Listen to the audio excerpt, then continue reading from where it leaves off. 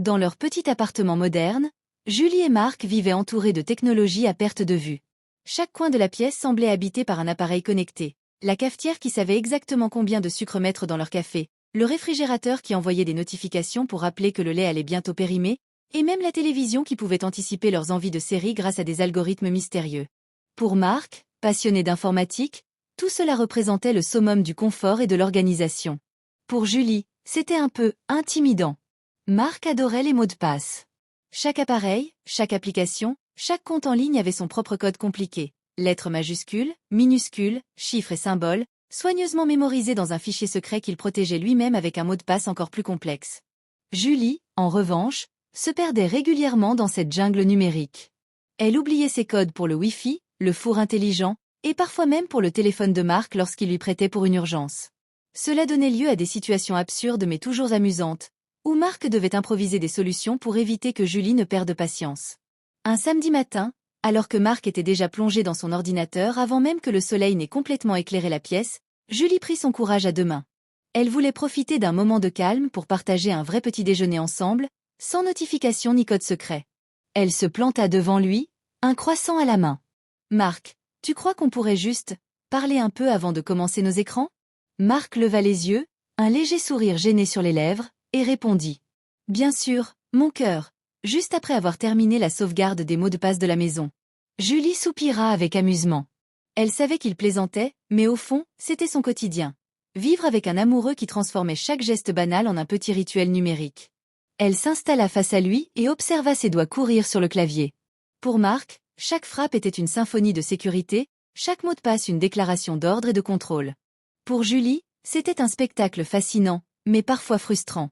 Ce jour-là, elle se dit qu'il était temps d'ajouter un peu de spontanéité dans cette maison où la logique et la technologie régnaient en maître. Si Marc considérait l'amour comme un code à protéger, elle allait lui montrer qu'on pouvait aussi jouer avec ces codes pour créer des moments de complicité et de rire. Elle sourit intérieurement en imaginant la suite. Un petit défi, un jeu tendre entre eux, un moyen de transformer cette maison ultra connectée en un véritable terrain de complicité. Après tout, derrière chaque mot de passe compliqué, chaque notification et chaque écran verrouillé, se cachait le vrai cœur de leur relation. Un mélange unique d'amour, d'humour et de petites batailles du quotidien. Et c'est ainsi que leur histoire commença, dans un appartement où la technologie rencontrait la tendresse, et où chaque code n'était pas seulement un chiffre ou une lettre, mais une invitation à rire, à s'amuser, et à partager des moments précieux. Ce soir-là, tout semblait tranquille dans l'appartement de Julie et Marc. Le dîner était prêt, la lumière tamisée, et un parfum de lasagne flottait dans l'air. Julie, les pieds sous la couverture, attendait que son compagnon lâche enfin son ordinateur pour partager un vrai moment à deux. Mais Marc, comme d'habitude, était absorbé par son écran. Les doigts sur le clavier, il tapait frénétiquement des lignes de code comme s'il piratait la NASA. Julie soupira, puis lança doucement. « Marc, tu crois qu'on pourrait parler un peu ?» Sans lever les yeux, il répondit. « Bien sûr, mon cœur. Attends juste que je finisse de sécuriser la box Internet. » Julie leva les yeux au ciel. Encore une histoire de mots de passe. Depuis le début de leur relation, Marc avait tout protégé par des codes. Son téléphone, son ordinateur, même le grille-pain intelligent avait un mot de passe pour régler la température du pain. Julie en riait parfois, mais ce soir-là, ça l'agace un peu. Elle voulait juste un moment de tendresse, pas une nouvelle mise à jour du système Wi-Fi. Elle décida donc de le piquer un peu, avec humour. « Dis-moi, chérie, tu m'aimes combien ?» Marc leva enfin la tête, l'air distrait, et répondit en plaisantant. « Autant qu'un mot de passe, assez pour ne jamais t'oublier, mais trop compliqué pour t'expliquer. » Julie resta bouche bée une seconde. Puis, elle éclata de rire. La réplique était drôle, c'est vrai, mais quelque part, elle sentait qu'elle cachait une vérité. Son amoureux passait plus de temps à sécuriser ses appareils qu'à sécuriser leur relation.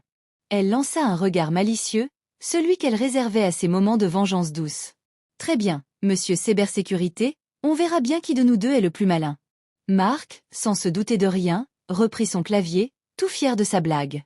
Pour lui, la vie était un grand jeu de mots de passe et de codes secrets. Mais Julie, ce soir-là, venait de trouver le moyen parfait pour lui rendre l'appareil. Quand Marc se leva pour aller prendre sa douche, elle s'approcha discrètement de son ordinateur.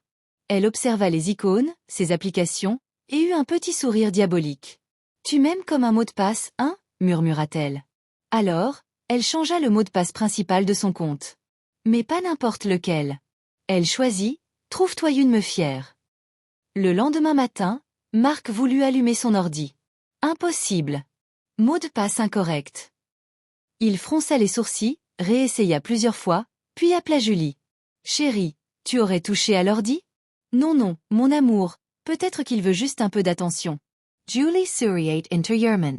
Ce n'était que le début de son petit plan, transformer les mots de passe de Marc en messages d'amour cachés, ou en petites leçons pleines d'humour.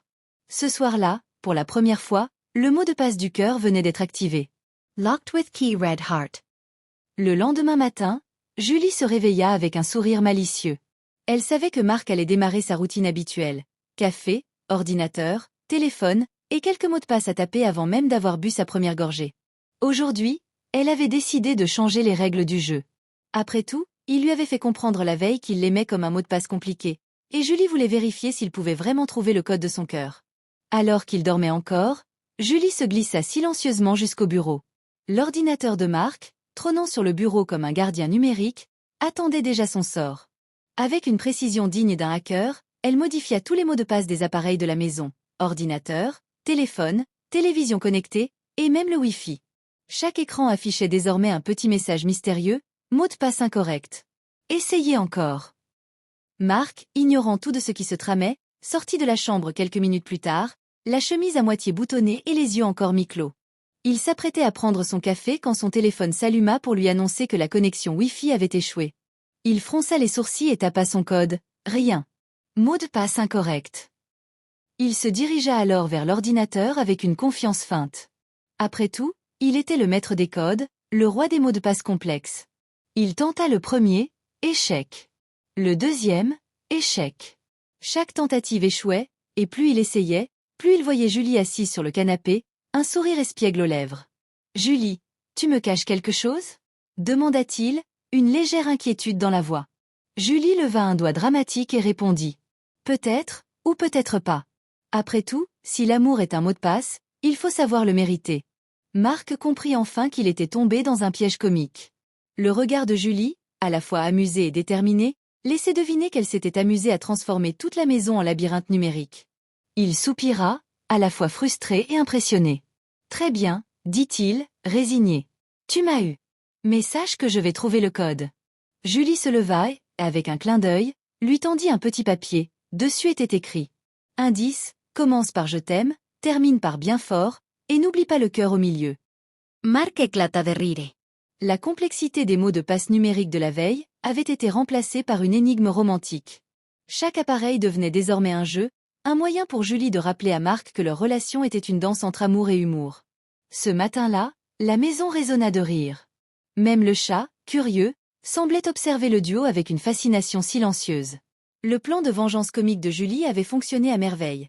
Elle avait transformé une simple blague en une aventure romantique et ludique, et Marc avait appris que dans leur maison, les mots de passe n'étaient pas seulement des codes, mais des messages d'amour déguisés. Après la matinée mouvementée, Marc avait enfin réussi à déchiffrer l'énigme laissée par Julie. Chaque appareil de la maison était désormais accessible, mais ce petit jeu avait eu un effet inattendu. Il avait transformé la routine de leur quotidien en une aventure légère et drôle. Marc, qui pensait tout contrôler grâce à ses mots de passe complexes, venait de découvrir que l'amour était le seul code qu'il ne pouvait pas pirater avec la logique. Ce soir-là, après le travail, Marc rentra avec un air un peu hésitant. Il savait que Julie avait encore quelques surprises dans sa manche, et il voulait montrer qu'il avait compris le message. En entrant dans l'appartement, il vit Julie assise sur le canapé avec son livre favori, les pieds enroulés dans un plaid, un sourire à la fois tendre et malicieux. Il prit une profonde inspiration et s'avança vers elle. « Julie, commença-t-il doucement, je crois que j'ai compris quelque chose aujourd'hui. » Julie leva les yeux, intriguée. « Ah oui ?» demanda-t-elle, feignant la curiosité. Marc se mit à genoux devant elle, comme pour une scène dramatique, mais ses yeux brillaient de complicité. « J'ai compris que l'amour, ce n'est pas un mot de passe compliqué qu'on peut garder secret. Ce n'est pas un chiffre ou une combinaison que je peux inventer ou protéger. C'est quelque chose de simple, et pourtant, tellement puissant.